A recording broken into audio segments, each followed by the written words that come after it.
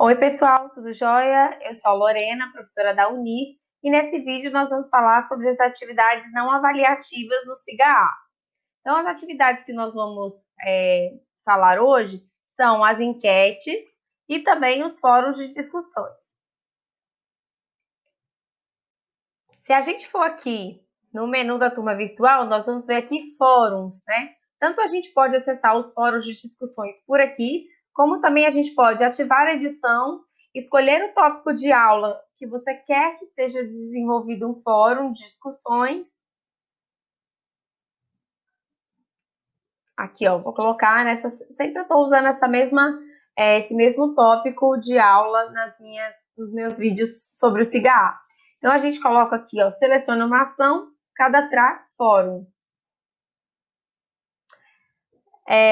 Aqui ele apresenta alguns tipos de fórum, mas eu sempre uso um novo tópico, certo? Então, coloco aqui SIGA-A. Nessa descrição, é importante o professor guiar, orientar esse aluno nessa discussão.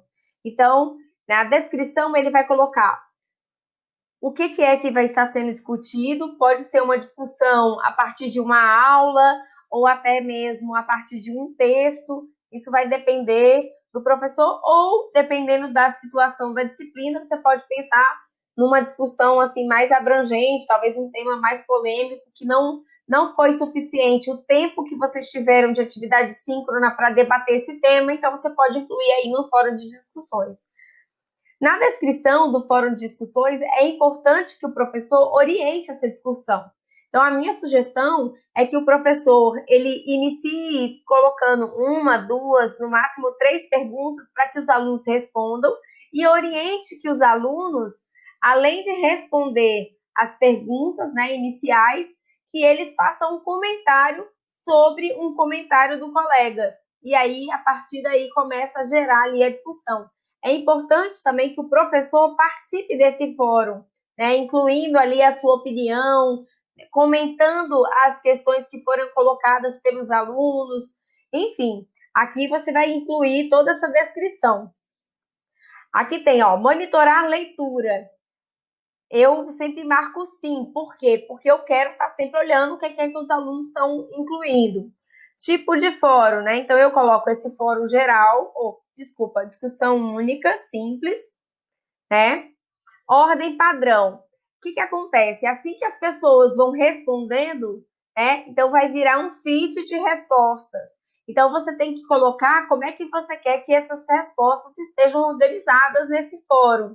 Então eu gosto começando pela mais antiga, ainda que você tenha que voltar lá embaixo e ver as outras respostas, mas você sabe quem foi a última pessoa a postar.